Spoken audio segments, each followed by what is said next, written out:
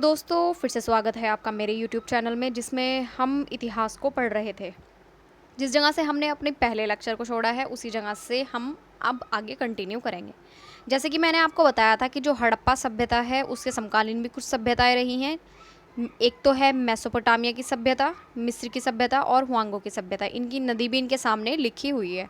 ठीक है, अब जो हमारा हड़प्पा सभ्यता है उसका जो काल टाइमलाइन है, एक तरीके से बताऊं मैं आपको तो क्या रहा है टाइमलाइन इसकी 2600 ईसा पूर्व से 1900 ईसा पूर्व। ठीक है, कहीं कहीं यहाँ पे 2650 लिखा हुआ दिखता है 2650। ठीक है, तो इस पे कुछ इतना ज़्यादा ध्यान नहीं देना है। ठीक है, जो टाइम है वो यही है, इसके आसपास ही है, यही लिखा हुआ आएगा। ठीक है, अब जो हमने पहले छोड़ा था, किस जगह से छोड़ा था हमने, ये हम पढ़ चुके हैं मेसोपोटामिया का प्रभाव, कि जो हड़प्पा सभ्यता है उस पर मेसोपोटामिया का प्रभाव है या नहीं। आज हम पढ़ेंगे अपना द्रविड़ उत्पत्ति का सिद्धांत, कि जो हमारी इंडस वैली सिविलाइजेशन है उसके ऊपर द्रविड़ों का क्या है, प्रभाव है। ठीक है, जो द्रविड़ हैं उससे सिंधु घाटी सभ्यता बनी है। ठीक है, कुछ इतिहासकार मानते हैं कि जो सिंधु घाटी सभ्यता है वहाँ के लोग वास्तव में जो थे वो द्रविड़ जाति समूह से संबंधित थे। ठीक है, इसका वो बेस भी देते हैं। ठीक है, अब देखिए इसके जो समर्थक है वो कौन है, रखलदास। ये रखलदास बनर्जी ने दिया था, जो द्रविड़ उत्पत्ति का सिद्धांत है वो किसने दिया था, रखलदास बनर्जी ने दिया था। लेकिन वर्तमान में इसका खंडन हो चुका है, वर्तमान में इसे माना नहीं जाता है। ठीक है, अब देखिए इसके जो अब कह रहे हैं किसी बेस पे ही तो बोल रहे होगे कि द्रविड़ उत्पत्ति का सिद्धांत जो दिया है वो किसी बेस पर ही बोला गया होगा। अब देखिए मैं आपको इसके आधार बताती हूँ क्या रहे थे। ठीक है, एक तो आपका है इसमें भाषाई प्रमाण। ठीक है, आपका क्या है इसमें, सॉरी, एक है भाषाई प्रमाण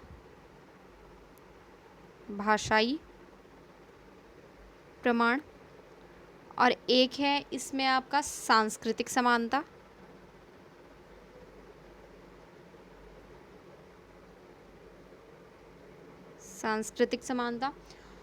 और एक है इसकी जो हमारी आधुनिक जो स्थिति है, मैं वो भी बताऊंगी आपको। ठीक है, जो हमारी आधुनिक स्थिति है वो भी बताऊंगी, आधुनिक स्थिति क्या है इस चीज़ के बारे में। ठीक है, अब जो हमारा भाषाई प्रमाण है उसको लेकर के क्या कहते हैं, कि वे कहते हैं भाषाई प्रमाण का आधार उन्होंने ये दिया है कि जो हड़प्पा की लिपि है उसके कुछ शब्द जो हैं वो द्रविड़ भाषाओं से मिलते जुलते हैं। इससे ऐसा अनुमान लगाया जाता है कि जो वहाँ के लोग हैं वो कौन सी भाषा का यूज़ करते थे, द्रविड़ भाषा का यूज़ करते थे। ठीक है, लेकिन जो हमारी हड़प्पाई लिपि है जिसे गौमूत्री लिपि, ब्रूस्टोफैडन लिपि भी कहा जाता है, वो आज तक पढ़ी नहीं गई है। ठीक है, पढ़ी नहीं जा सकी वो आज तक। ठीक है, तो हम प्रॉपर तो नहीं बोल सकते ऐसा कि भाई वहाँ पे द्रविड़ भाषा ही बोली जाती होगी। सिर्फ कुछ प्रतीकों के आधार पर हम ये नहीं कह सकते कि वहाँ पे द्रविड़ भाषा ही बोली जाती थी।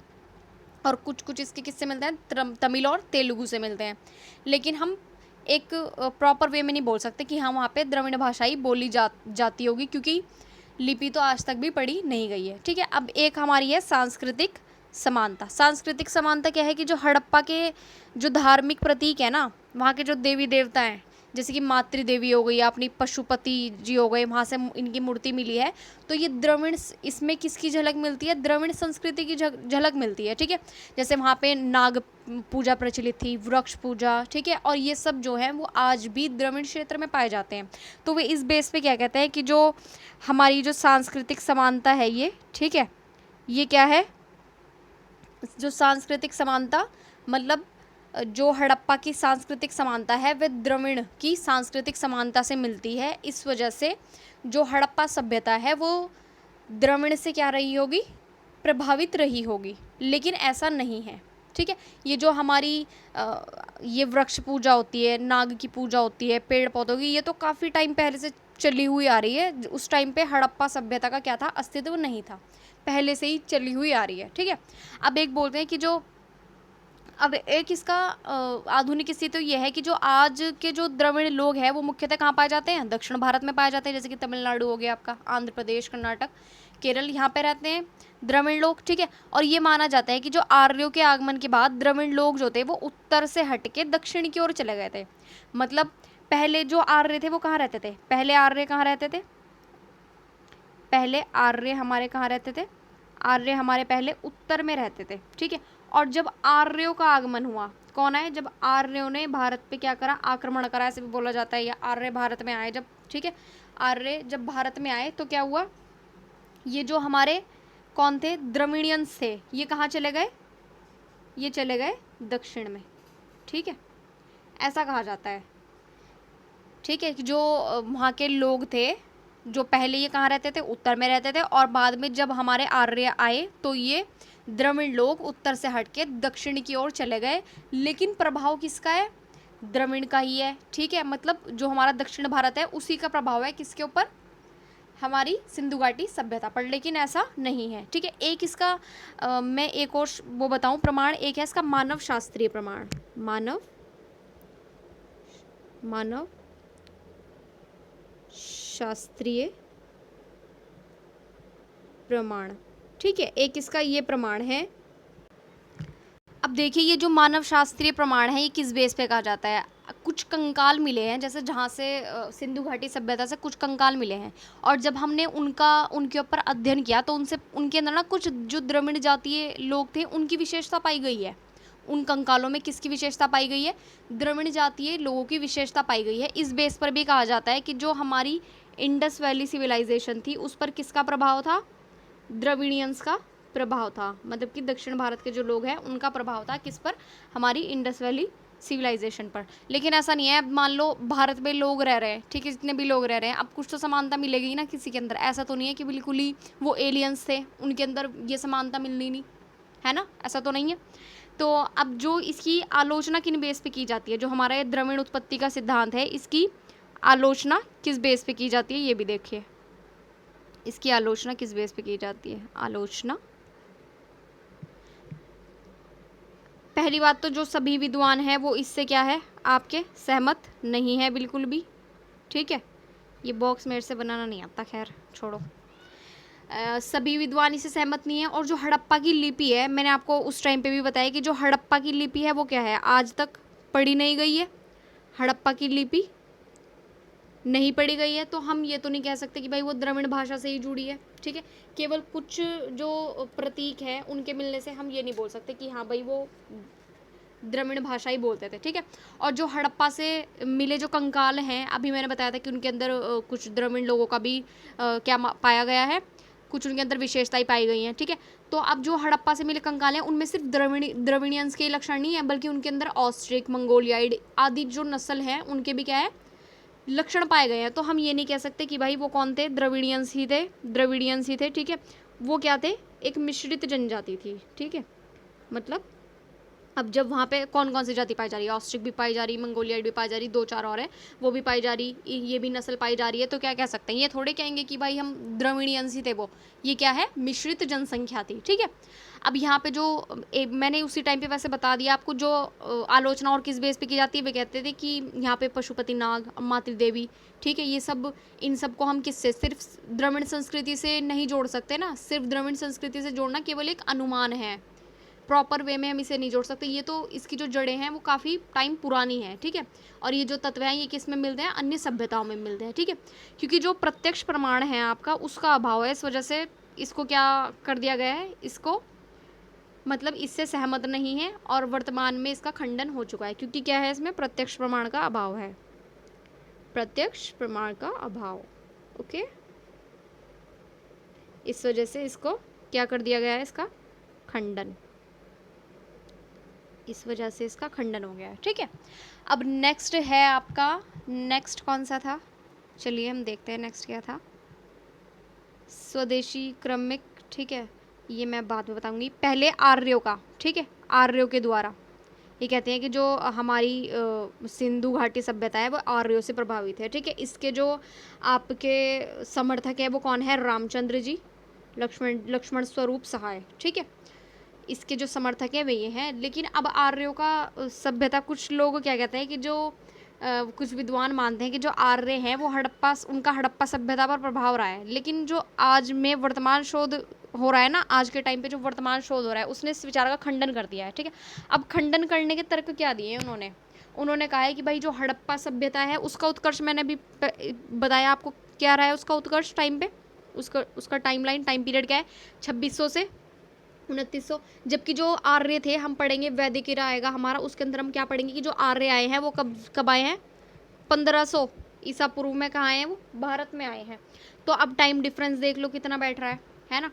अब ये तो नहीं कह सकते ना, जब आर्य जो है वो उसके बाद आए हैं, किसके बाद आए हैं, हड़प्पा सभ्यता के बाद आए हैं, तो बाद वालों का थोड़ी पहले वालों पे प्रभाव रहेगा, पहले वालों का ही तो बाद वालों पे प्रभाव रह सकता है। अब हम हैं, ठीक है, हमारे से छोटे बच्चों पे हमारा क्या पड़ेगा, इम्पैक्ट पड़ेगा, ठीक है। अब जो हमारे बाद आ रहे हैं, ठीक है, अब ये थोड़ी वो बाद वाले हमारे ऊपर अपना इम्पैक्ट डाल देंगे, नहीं ना।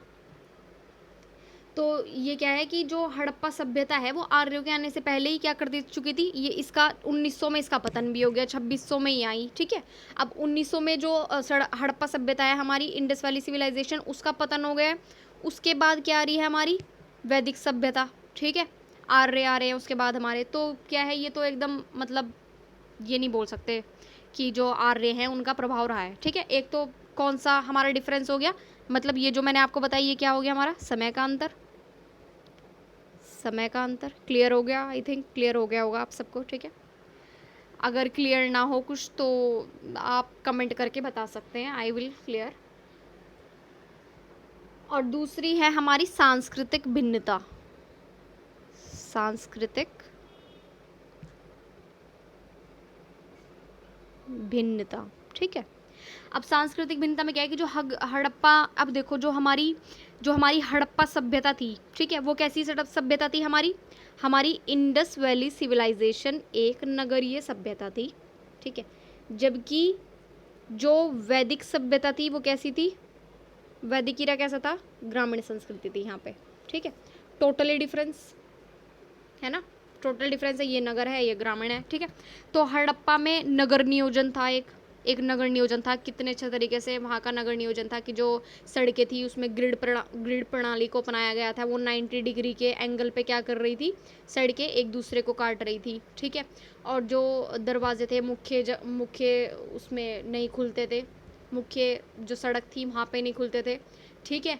और घरों के अंदर एक मंजिले दो मंजिले भी घर थे, घर पक्की ईंटों के बने हुए थे, ठीक है।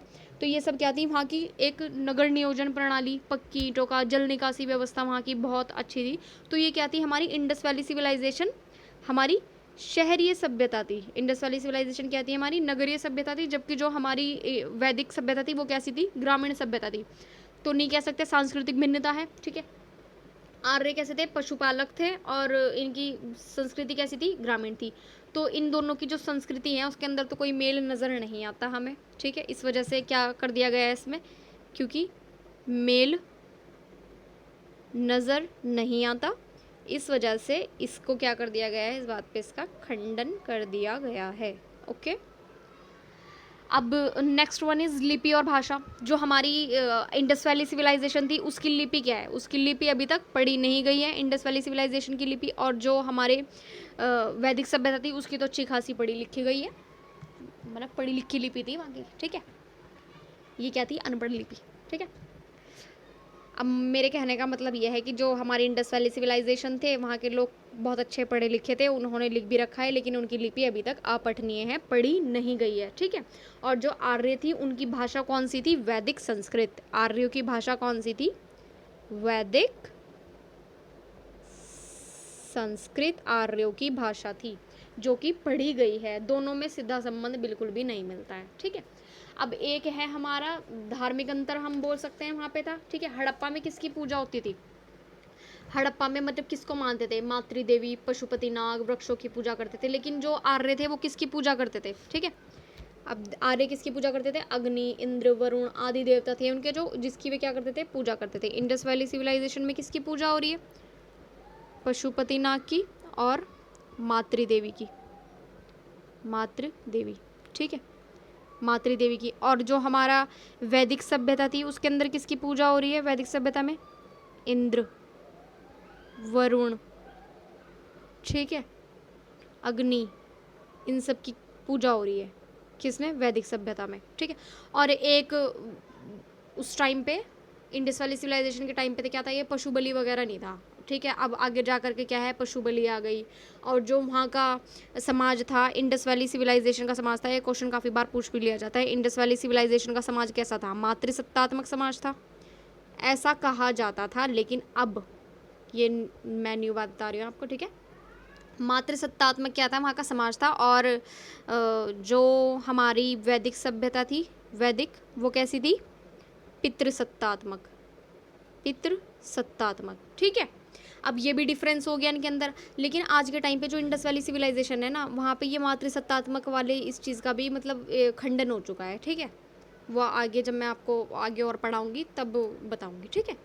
अब क्या है, प्रत्यक्ष प्रमाण का अभाव है, क्योंकि अब तक के तो ऐसा कोई पुरातात्विक साक्ष्य नहीं मिला जिससे कि सिद्ध हो जाए कि जो आर्य हैं जो उनका हड़प्पा सभ्यता पर प्रभाव डालते हैं, ठीक है। तो हम निष्कर्ष के रूप में क्या कह सकते हैं कि जो आर्य हैं उनका हड़प्पा सभ्यता पर प्रभाव नहीं था। दोनों संस्कृतियों का समय भी अलग, भाषा भी अलग, धर्म और उनकी जीवन शैली भी अलग, हर दृष्टि से। क्योंकि जो हमारी इंडस वैली सिविलाइजेशन थी वो स्वतंत्र थी और भिन्न थी। इस वजह से हम ये नहीं बोल सकते हैं कि जो हमारी आर्य थे उनका प्रभाव किस पर पड़ा है, इंडस वैली सिविलाइजेशन पर पड़ा है, ठीक है। लास्ट वन जो कि बहुत ही इंपॉर्टेंट है और सर्वमान्य है, जिसका आज के टाइम में जो माना भी जाता है, ठीक है। अब उसके बारे में मैं आपको बताने वाली हूँ। देखिए कौन सा है हमारा, ये स्वदेशी उत्पत्ति और क्रमिक उद्भव का सिद्धांत, ठीक है।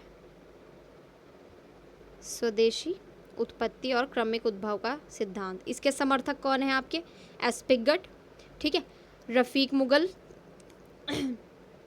और कौन है, आलचिन दंपत्ति, ठीक है। समर्थक एस्पिगट है, रफीक मुगल, आलचिन दंपत्ति। और यही क्या है, वर्तमान में यही मान्य है, ठीक है। अब जो स्वदेशी या स्वदेशी उत्पत्ति या क्रमिक उद्भव का सिद्धांत है, इसको देखते हैं हम क्या था। इस मत के अनुसार ये बोलते हैं कि जो हड़प्पा सभ्यता है वो भारत की ही भूमि पर धीरे धीरे स्थानीय संस्कृतियों से विकसित हुई है। मतलब मैंने आपको पीछे बताया था, ठीक है, पीछे मैंने आपको भी वो पढ़ाया था जब, अब देखिए पीछे मैंने आपको बताया था प्रीवियस लेक्चर में जो सभ्यता के जो विकास हुआ है उसके सिद्धांत बताए थे मैंने आपको दो। एक कौन सा, एक आपका बताया था मैंने विसरणवाद, और दूसरा कौन सा बताया था, विकासवाद, ठीक है। एक कौन सा था, एक था आपका विकासवाद एंड सेकंड वन इज विसरणवाद, ठीक है। अब विकासवाद क्या बोल रहा था हमें, विकासवाद हमें कह रहा था कि जो हमारी सिंधु घाटी सभ्यता है, ये जो भी सभ्यता है वो क्या है, अपनी ही जगह पे रहती है। पहले लोग बर्बर थे, धीरे धीरे उनके अंदर एक सेंस आई, ठीक है, उनका दिमाग भी बड़ा हुआ, ठीक है। उन्होंने पॉलिश्ड टूल्स इस्तेमाल करना शुरू करे, वे ग्रुप में रहने लग गए, ग्रुप से धीरे धीरे गांव बना, गांव से धीरे धीरे शहर बने, शहर से एक सभ्यता बनी। तो इसका मतलब जो सभ्यता है वो धीरे धीरे स्वयं विकसित हुई है, कहीं बाहर से नहीं आती, वो खुद विकसित होती है, ठीक है। विसरणवाद क्या कहता है कि नहीं, सभ्यता एक ही जगह बनी है और उस जगह से क्या है कि चारों तरफ फैल गई है, हर क्षेत्र में हर जगह फैल गई है, ठीक है। अब जो हमारा स्वदेशी उत्पत्ति या क्रमिक उद्भव का सिद्धांत है उसके अनुसार भी क्या कहते हैं कि जो हड़प्पा सभ्यता है वे भारत की ही भूमि पर धीरे धीरे विकसित हुई है। मतलब इसके अंदर कौन सा हमारा वो लग रहा है सिद्धांत, कौन सा लग रहा है, विकासवाद का लग रहा है ना। विकासवाद क्या कह रहा है कि जो सभ्यता है वो धीरे धीरे उसी स्थानीय संस्कृतियों से विकसित होती है, ठीक है। और इसके अंदर वही सिद्धांत लग रहा है। इसके अनुसार क्या कह रहे हैं कि जो हड़प्पा सभ्यता है वो भारत की ही भूमि पर धीरे धीरे स्थानीय संस्कृतियों से विकसित हुई है, ये कोई बाहर से आई हुई नहीं है, बल्कि स्वदेशी और क्रमिक विकास का ही परिणाम है, ठीक है। अब इसके तर्क के आधार पर क्या कहा जाता है कि जो हमारी मेहरगढ़ है, ठीक है, मेहरगढ़ कहाँ है, बलूचिस्तान, यहाँ से कृषि के क्या मिले हैं, हमें प्रमाण मिले हैं। ये नवपाषाण काल का एक वो है, स्थान है, नवपाषाण काल का स्थान है मेहरगढ़, ठीक है, वर्तमान पाकिस्तान में है। मेहरगढ़ से क्या मिले हमें, कृषि और पशुपालन के प्रमाण मिले हैं, ठीक है। और कोट दीजी है जो हकीम शारी, इन सब से क्या मिले हमें, प्रारंभिक नगर जीवन के चिन्ह मिले हैं, तो ठीक है। और यही जो संस्कृति थी इनसे आगे चल करके क्या बन गई, परिपक्व हड़प्पा सभ्यता विकसित हो गई, ठीक है। अब देखिए क्या मैं क्या बता रही थी आपको, मेहरगढ़ से किसके मिले हैं, कृषि और पशुपालन के, ठीक है। और जो हमारा क्या है, जो हमारा ये है कोट दीजी हो गया आपका, कोट दीजी, अमरी, ठीक है, अमरी, और हकीम शाहरी, हकीम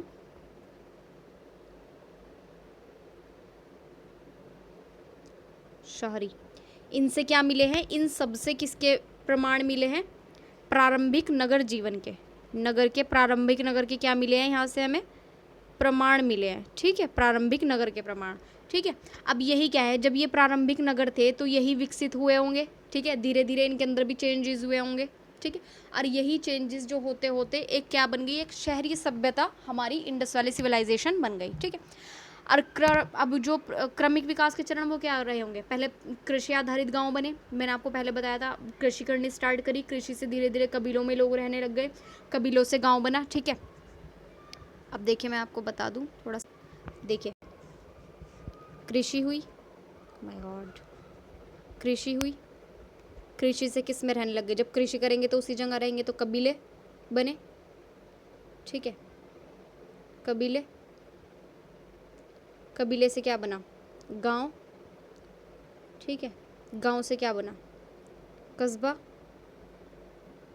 कस्बा से क्या बना, शहर, और फिर हमारी एक संगठित इंडस वैली सिविलाइजेशन बन गई, ठीक है, परिपक्व हड़प्पा सभ्यता, ठीक है। यह एक क्या है कि क्रमिक उन्नति थी, मतलब किस किस तरीके से बना, पहले कृषि हुई, कृषि से फिर वे कबीलों में रहना स्टार्ट करे, कबीले से फिर वे गांव में रहना स्टार्ट करे, गांव से फिर कस्बा बना, शहर और गांव के बीच का संक्रमण, कस्बे से फिर शहर बना, और शहर से ही वो किस में चेंज हो गई, इंडस वैली सिविलाइजेशन में चेंज हो गई, ठीक है।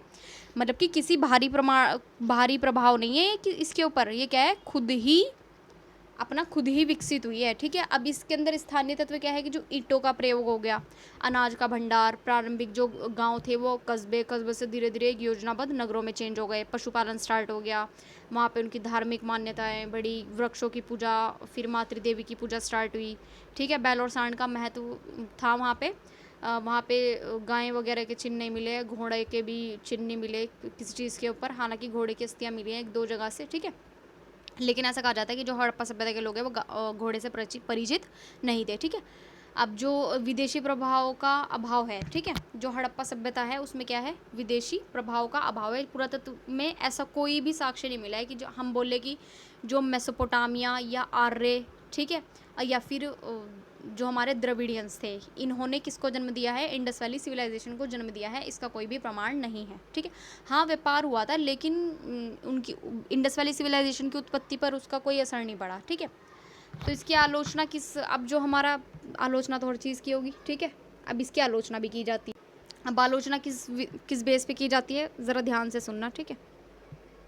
आलोचना, आलोचना, ठीक है। अब देखिए आलोचना किस बेस पे की जाती है। अब देखिए जो आलोचना में कहते हैं कुछ विद्वान कि जो केवल जो स्थानीय, मतलब बोला क्या जा रहा है कि जो हमारी इंडस वैली सिविलाइजेशन है वो धीरे धीरे बनी है, ठीक है। अब कुछ विद्वान कह रहे हैं कि जो केवल जो स्थानीय विकास है उससे इतनी उन्नत शहरी संस्कृति नहीं बन सकती, ये तो बहुत ज़्यादा कठिन बात है। मतलब जितना वहाँ का जैसा नगर नियोजन था, एक वहाँ पे जल निकास की प्रणाली थी, ग्रेनरीज बनी हुई थी, ठीक है, किस जगह दफनाया जा रहा था लोगों को, फिर उसके अंदर सामान भी रखा जा रहा था उनके साथ, ठीक है। डेथ के बाद भी लाइफ में वो क्या कर रहे थे, विश्वास कर रहे थे, वो कह रहे थे कि नहीं, इतनी उन्नत शहरी संस्कृति बनना तो बहुत ज़्यादा कठिन बात है, ठीक है। और फिर भी कहते हैं कि जो हड़प्पा और मेसोपोटामिया मिस्र के बीच व्यापारिक संबंध थे और कुछ सांस्कृतिक समानताएं भी हैं, जैसे कि वहाँ से सील मोती बर्तन पाई गई हैं, ठीक है। तो आलोचक जो है उनका कहना है कि शायद विदेशी प्रभाव भी था, जिसे क्रमिक सिद्धांत में क्या किया गया है, नज़रअंदाज किया गया है, ठीक है। और फिर कंकाल का अध्ययन किया था, उसमें क्या कह रहे थे कि कंकाल में जो द्रविडियंस थे उनके लक्षण पाए गए हैं, ठीक है। तो वे कह रहे हैं कि जो हमारा क्रमिक सिद्धांत है वो इस बात को भी नकार रहा है कि भाई छोड़ो, ये सब कुछ नहीं है, और हमारा वो भी तो था, उसमें और भी तो पाए गए हैं, वे तो क्योंकि मिश्रित थे ना, क्योंकि वहाँ के लोग, तो इस वजह से क्या है, जो क्रमिक सिद्धांत है वो इस बात को नज़रअंदाज कर देता है, ठीक है। इससे क्या मिल रहा है, लेकिन इससे संकेत क्या मिल रहा है कि जो वहाँ पे इंडस वैली सिविलाइजेशन में वहाँ पे बाहरी लोगों का भी योगदान रहा है, ठीक है। अब क्या बात है, ठीक है, समझ आ रही है बात। मतलब क्या कहना चाह रहे हैं कि अगर वे मिश्रित थे, अगर इंडस वैली सिविलाइजेशन की जो जनसंख्या थी वो मिश्रित थी, कहीं कहीं से आकर के बसी थी, तो उसमें बाहरी लोगों का भी तो योगदान रहा होगा, इस चीज़ को क्यों नकार रहे हैं आप। योगदान तो रहा होगा ना किसी का, लेकिन जो अधिकांश इतिहासकार है, आधुनिक इतिहासकार, वे इस मत से सहमत है कि जो हड़प्पा सभ्यता है उसका मुख्य आधार क्या है, स्वदेशी ही है और क्रमिक विकास ही रहा है। ठीक है, तो हम एक कंक्लूजन के बेस पे क्या कह सकते हैं कि जो स्वदेशी उत्पत्ति और क्रमिक उद्भव का सिद्धांत है, ये बताता है कि जो हमारी हड़प्पा सभ्यता है वे किसी बाहरी प्रभाव से प्रभावित नहीं थी, बल्कि ये भारत की जो प्राचीन संस्कृति थी, प्राचीन स्थानीय संस्कृति थी हमारी, ठीक है, उन्हीं से क्या हुई है, ये धीरे धीरे विकसित हुई है। ठीक है, और ये हमारी भूमि की ही क्या थी, मौलिक सभ्यता थी। ठीक है, मौलिक सभ्यता थी। ठीक है, तो आई होप आपको आज का लेक्चर समझ में आया होगा। ठीक है, अगर कुछ कन्फ्यूजन होगी तो आप कमेंट करके बता सकते हैं। And thank you for watching. मिलते हैं हम नेक्स्ट वीडियो में नेक्स्ट लेक्चर के साथ। आगे हम पढ़ेंगे जो हमारी हड़प्पा सभ्यता है उसकी क्या क्या विशेषताएं थी। ठीक है, so thank you for watching and all the best for your exam preparation.